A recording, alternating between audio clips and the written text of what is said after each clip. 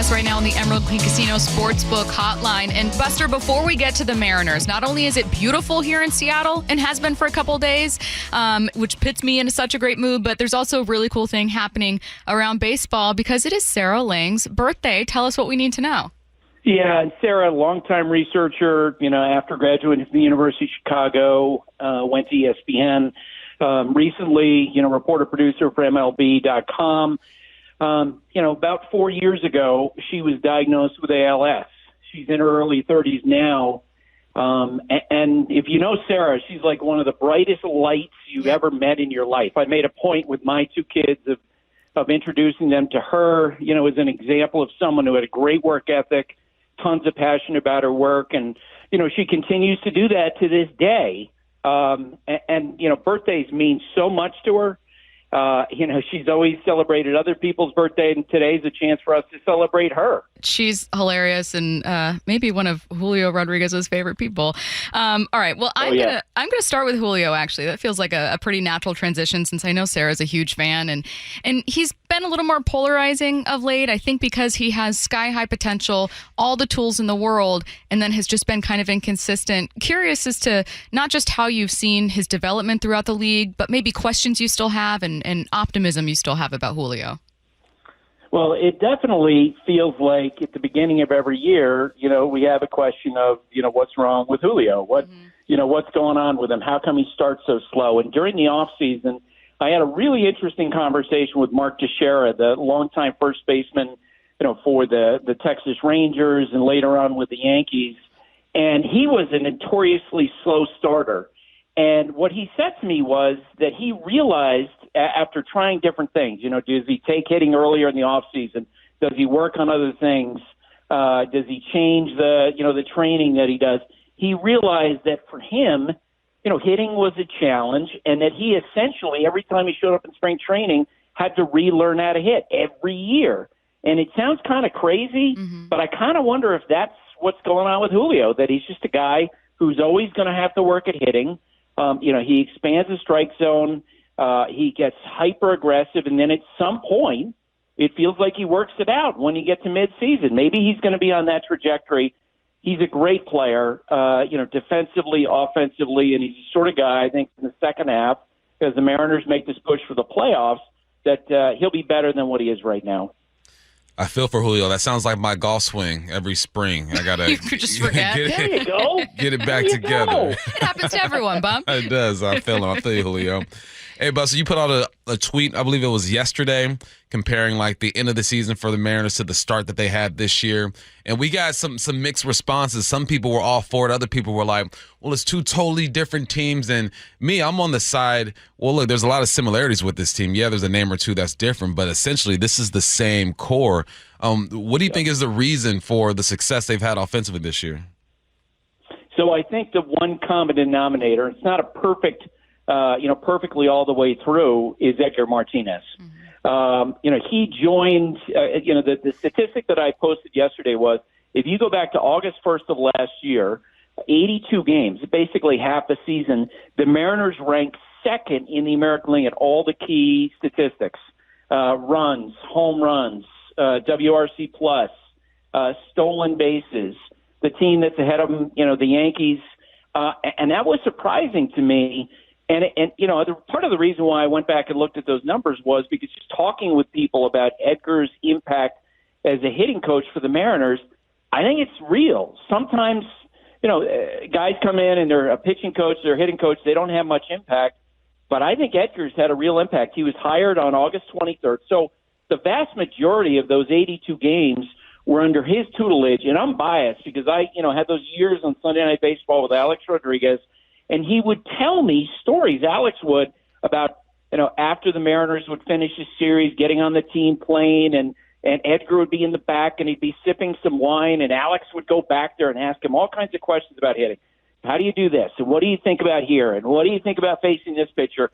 And Alex told me about how Edgar has this beautiful ability to simplify everything that he's talking about. And Alex would pepper him for questions, for an hour, for 2 hours. And finally, Edgar would chase him back to the front of the plane, like, get out of here. I just want to enjoy my wine. I want to unwind.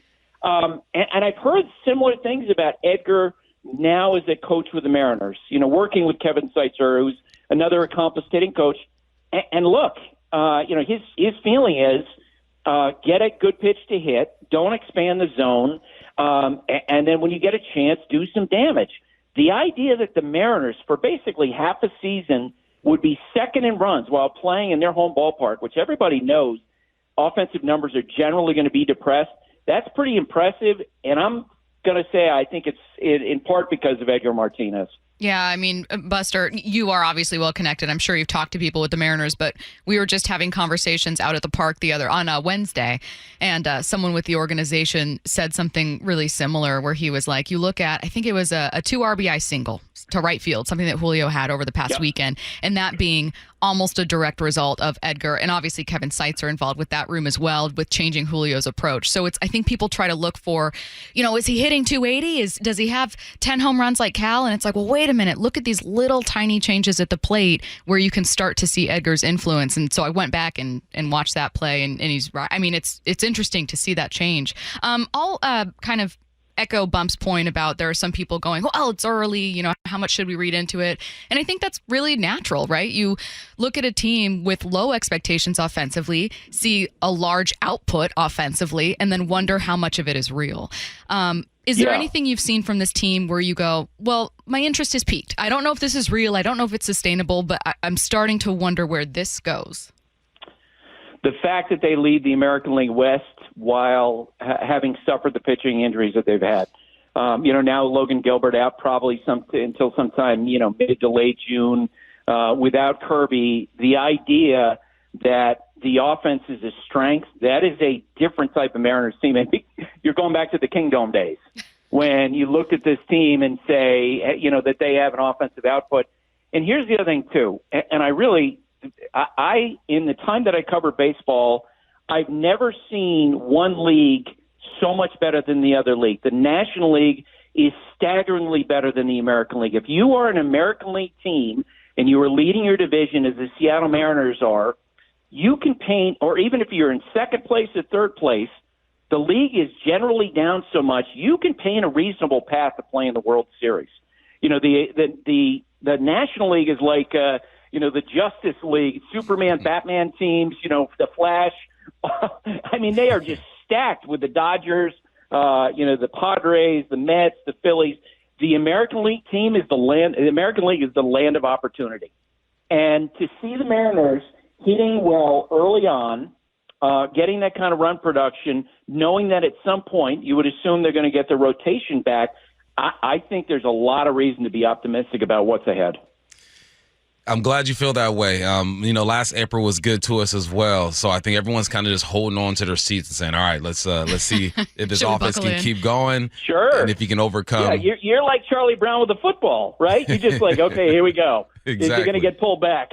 Exactly. We've seen this before, Buster, but this one feels a bit different. So I hope you're right about that. There's something that's weird about this team, man, because, coming into the season, we're thinking – just playing for contact and put the ball in play and all that good stuff. But lo and behold, they're one of the league leaders when it comes to home runs. Does a philosophy kind of pivot within the organization when you're getting something out of your team that you normally didn't expect, or do you kind of stick to what you've been preaching at the beginning of the year and kind of just take the benefits as they come? Yeah, and I'm not going to pretend that I talked to Edgar today about this. But I think that what you're seeing with the home runs is a direct extension of what his message is, which is essentially don't expand the zone, make the pitchers work to you, get a good pitch to hit, and do some damage. If you're just a little bit more patient and you're not chasing out the zone, and I think this, these are words that right now probably apply to Julio more than any player on that team. You're just a little bit more patient. You get pitches in the zone, you can look to do damage. That's the kind of hitter Edgar was as a player. That's the kind of things we're seeing with the Mariners right now. When they get in those opportunities, so it's not only about trying to slap the ball to right field. I think it's about a two-strike approach when that's appropriate, and when you have an opportunity to lean into a pitch, that's what they're doing as well. And again, I tie it directly to what I know about Edgar, especially from my conversations with Alex and how Edgar thinks. Hey, Buster, I wanted to get back to your last answer about the differences between the AL and NL right now, in particular because I think it's going to be really important context for an AL team as we approach the trade deadline when we talk about the Mariners' playoff odds. Again, this is a fan base, like Bump said, that's been hurt before. So there is a lot of pessimism when we talk about, oh, April's been so fun. Look at Jorge Polanco playing like a baseball god. Like, this is amazing.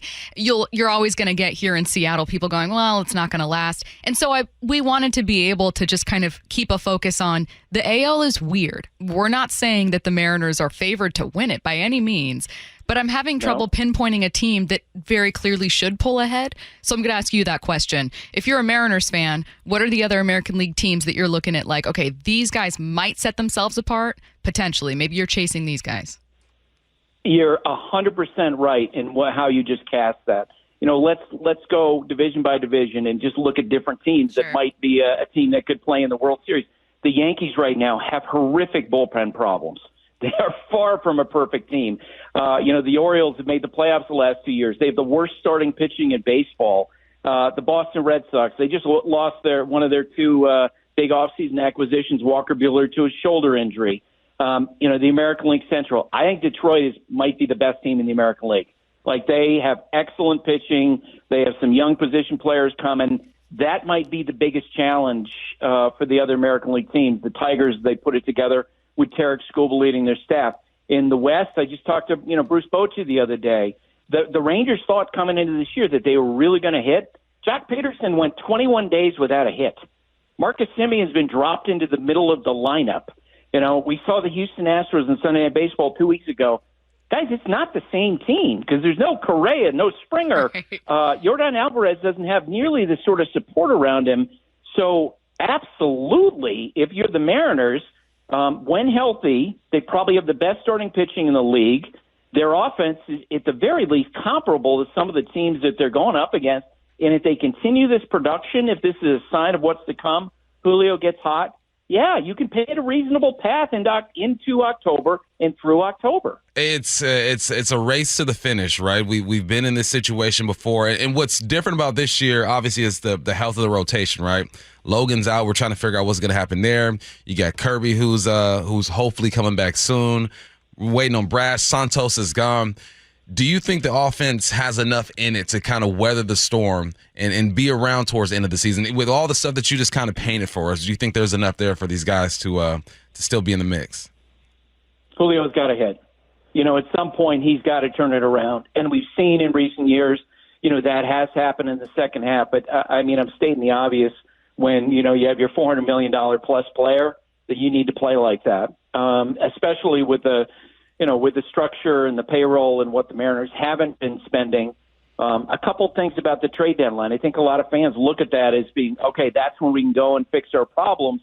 Here's the thing. The American League is so mediocre, there's going to be so many teams that are going to talk themselves into, you know what, we might have a chance here. And so what I'm hearing from general managers, they don't think there are a lot of sellers. They think that it's going to be very few teams at the deadline, whether it's the White Sox or the Marlins or the Rockies. And how much do those teams really have to offer, right? They're not going to be a lot of teams selling. And the other question, and we won't know until we get in July, how much support does Mariners ownership actually will it give to the front office to go out and add resources if, there are glaring needs that need to be filled? He is ESPN's Buster Olney, host of Baseball Tonight. Rate, review, subscribe. Go take a listen if you aren't already. I know many of you are. And speaking of, all of us really are fans of Sarah. Please tell her happy birthday for us. I know she's a favorite among Mariners fans as well because she gives us love, and we always appreciate her for that. Thanks so much, Buster. Thanks, Buster. Absolutely. And as soon as I hang up, I'm going to text her, and I will get back the crying emoji. Because it really does mean a lot to her.